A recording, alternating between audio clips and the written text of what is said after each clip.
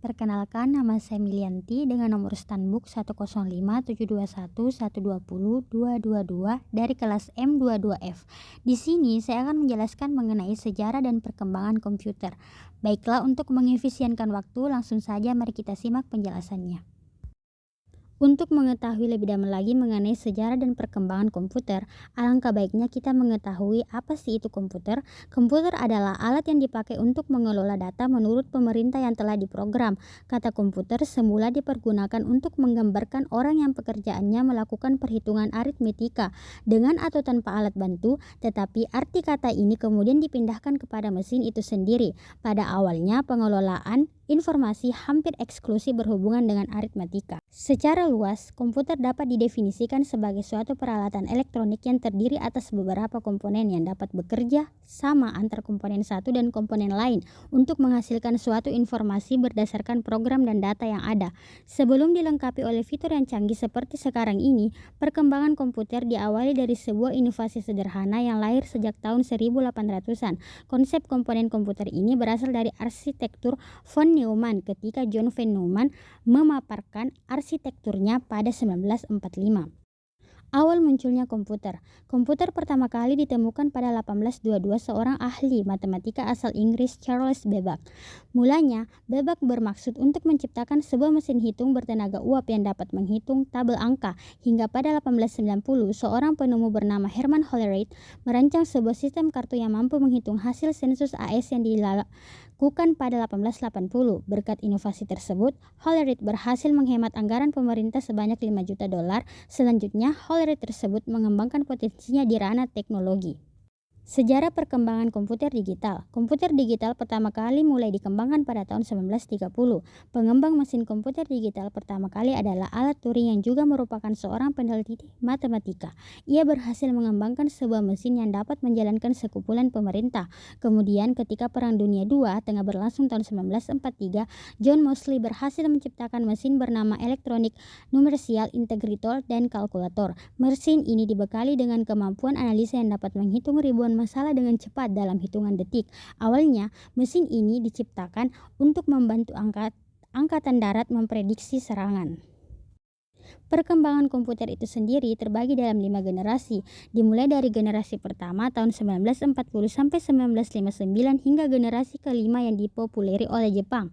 Dari setiap generasi terdapat ciri-ciri yang membedakannya. Berikut saya akan menguraikan sedikit penjelasan dari kelima perkembangan generasi tersebut. Generasi pertama 1940 sampai 1959 memiliki ciri-ciri utama yakni ukuran fisiknya yang besar. Karena ukuran fisiknya yang besar itulah, maka memerlukan daya listrik yang besar. Adapun komponen yang digunakan adalah berupa tabung hampa udara. Generasi kedua 1959 sampai 1965 menggunakan komponen berupa transistor yang lebih kecil daripada tabung hampa udara. Meski begitu, kapasitas memori utamanya cukup besar dengan proses operasi yang lebih cepat. Selain itu, komputer di generasi kedua juga sudah memiliki kemampuan proses real time dan time sharing. Perkembangan lain dari komputer generasi pertama ke generasi kedua terletak pada magnetic disk dan magnetic tape-nya yang sudah berbentuk reformable disk. Selanjutnya generasi ketiga di mana sudah memiliki ukuran yang lebih kecil karena menggunakan komponen IV sehingga hemat listrik. Proses operasinya juga berjalan lebih cepat dan tepat dengan kapasitas memori yang jauh lebih besar. Magnetic disk yang digunakan sifat random access. Komputer di masa ini juga dapat melakukan komunikasi data antar komputer. Selanjutnya generasi keempat dimulai tahun 1970.